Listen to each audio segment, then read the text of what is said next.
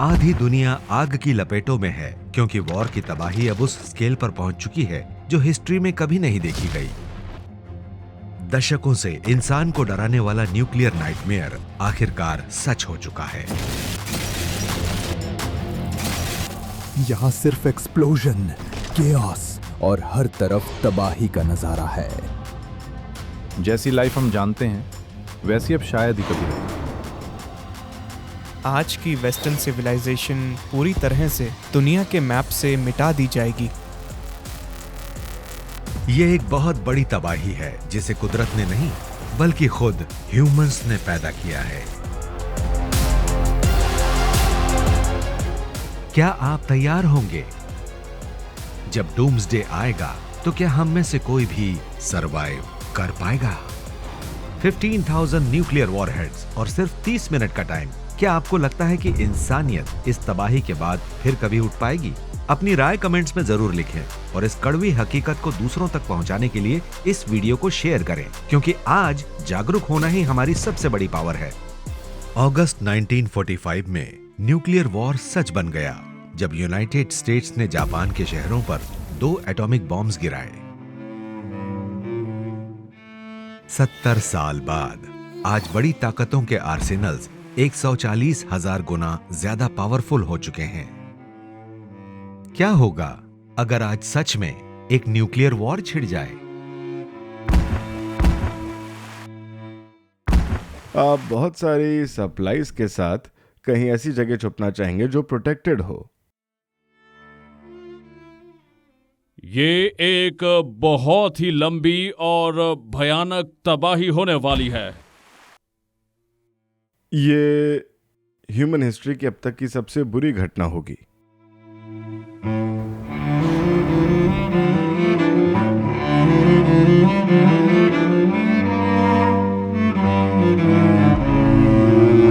Philadelphia, Pennsylvania में ये एक आम सुबह है। टूरिस्ट्स की भीड़ वर्ल्ड फेमस लिबर्टी बेल को देखने जमा है।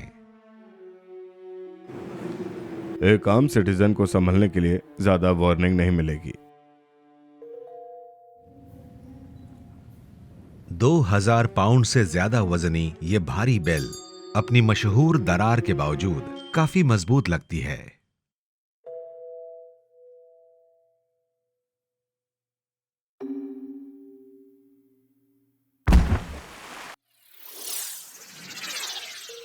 वो लाइट आंखों को अंधा कर देने वाली है।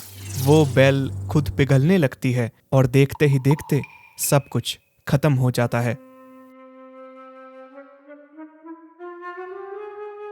उस शुरुआती फ्लैश के बाद टूरिस्ट को कुछ नहीं दिखता क्योंकि वो खुद भी वहां नहीं बचता।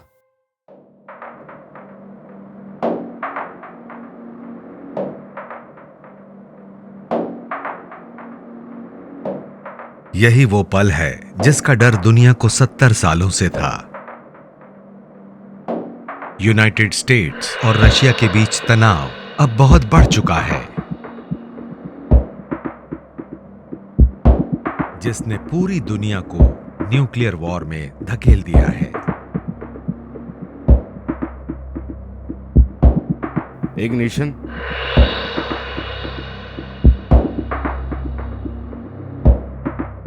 इस वॉर के पहले न्यूक्लियर एक्सप्लोजन्स का मतलब बिल्डिंग्स गिराना या लोगों को मारना नहीं था। इंटरकॉन्टिनेंटल बैलिस्टिक मिसाइल्स को एटमॉस्फेयर में ऊपर लॉन्च किया गया है जो 300 माइल्स ऊंचाई पर फटेंगे। इनका मकसद सिर्फ इलेक्ट्रॉनिक्स को पूरी तरह बेकार करना है।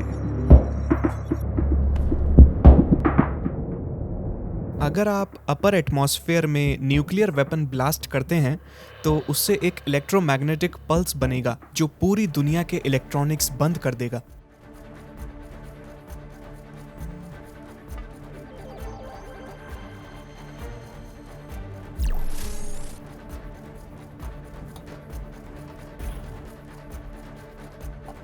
ये इलेक्ट्रोमैग्नेटिक पल्स या ईएमपी सर्किट में इतनी तेजी से करंट भेजता है कि हर जगह कैओस फैल जाता है।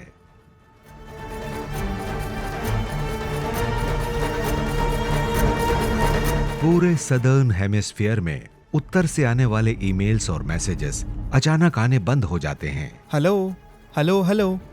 हमारी ये आपस में जुड़ी हुई दुनिया अब टूटने लगी है। यूनाइटेड स्टेट्स से कनाडा और यूरोप से रशिया तक हाईवेज पर ट्रैफिक रुक गया है क्योंकि कारों के सर्किट्स जल चुके हैं। कंफ्यूजन इसलिए भी है क्योंकि कुछ इलेक्ट्रॉनिक डिवाइसेस खराब हो गए हैं और कुछ अब भी काम कर रहे हैं। गाड़ियां अचानक रुक जाती हैं। इससे बड़े रास्तों पर भी भारी केओस मच जाएगा और ट्रैफिक घंटों या दिनों तक जाम रहेगा।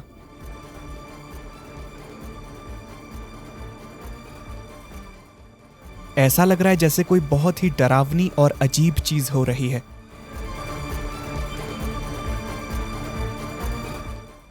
लेकिन यह मुश्किल सिर्फ हाईवेज तक ही सीमित नहीं है। नॉर्दर्न हेमिस्फीयर में हर कोई अचानक आई इस मुसीबत का सामना कर रहा है।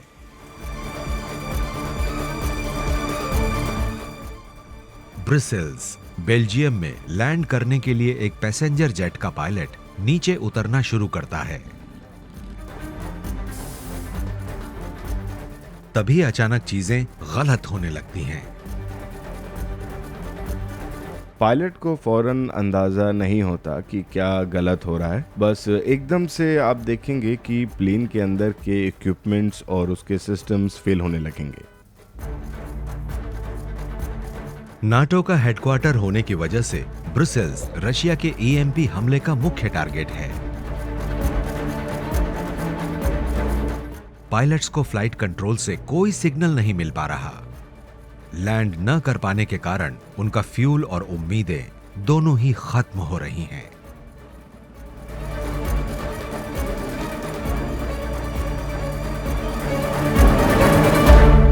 जहां आम जनता भारी कंफ्यूजन में है, वहीं अमेरिकन और रशियन आर्मीज अपनी पूरी रफ्तार से काम कर रही हैं।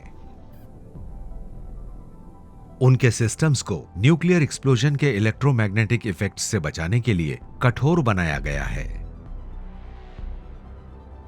बड़ी न्यूक्लियर ताकतों ने अब अपने हथियारों का मुंह खोल दिया है। आज की दुनिया में करीब 15,000 न्यूक्लियर वॉरहेड्स मौजूद हैं। 5,000 वेपन्स तो सिर्फ स्टोरेज में हैं, पर बाकी सभी जंग के लिए तैयार रखे गए हैं। मिलिट्री के पास मौजूद न्यूक्लियर वेपन्स में से करीब 1800 बिल्कुल तैयार हैं, जो किसी भी वक्त लॉन्च किए जा सकते हैं। इनमें से ज्यादातर हथियार यूएस और रशिया के पास हैं। ब्रिटेन के पास 40 और फ्रांस के करीब 50 वेपन्स इस वक्त पूरी तरह अलर्ट पर हैं। इनके अलावा किसी और न्यूक्लियर देश के हथियार इस तरह अलर्ट पर नहीं रखे गए हैं। ब्रिटेन और फ्रांस की मिसाइल्स सबमरीन्स पर हैं, लेकिन यूएस और रशिया के पास सबमरीन्स के साथ साथ लैंड पर भी हथियार हैं। ये लैंड मिसाइल्स दोनों देशों के भीतरी इलाकों में काफी गहराई में छिपी हुई हैं। दोनों तरफ ये साइलोस में मौजूद हैं, लेकिन सिर्फ रशिया ही मोबाइल लॉन्चर्स का इस्तेमाल करता है। ये हथियार ऐसी तबाही मचाने के लिए हैं जो हमारी सोच से भी परे है। अगर रॉकेट बहुत बड़े हों और जो वॉरहेड हैं वो काफी छोटे हों, तो एक ही रॉकेट में कई सारे वॉरहेड्स लगाए जा सकते हैं। कुछ मिसाइल्स में 10 वॉरहेड हैं, जिनमें से हर एक 1945 के हिरोशिमा बम से 50 गुना ज्यादा पावरफुल हैं। पहले स्ट्राइक में दोनों देशों की करीब 700 बैलिस्टिक मिसाइल्स एक दूसरे की तरफ बढ़ रही होंगी।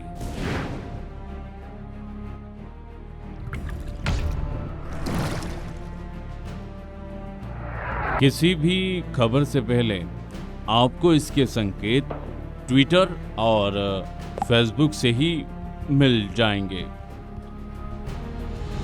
लोग इंटरनेट पर बताने लगेंगे कि उनके पास के मिसाइल साइलोस से बहुत सारे रॉकेट्स उड़ते देखे जा रहे हैं। प्लैनेट अर्थ पर अब न्यूक्लियर वॉर शुरू हो चुका है। हर इंसान और हर परिवार के लिए ये जंग अब अपनी जान बचाने की जंग बन चुकी है। अगला खाना कहां से आएगा? क्या पानी मिलेगा? क्या रेडिएशन हमें मार डालेगा? क्या कहीं छिपने की जगह बची है? क्या इंसान समय रहते इस बर्बादी को रोकेगा, या फिर ये हमारे आखिरी दिनों की शुरुआत है?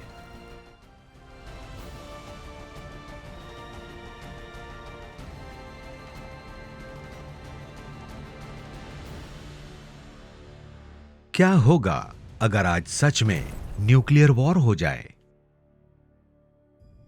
क्या आप सरवाइव कर पाएंगे?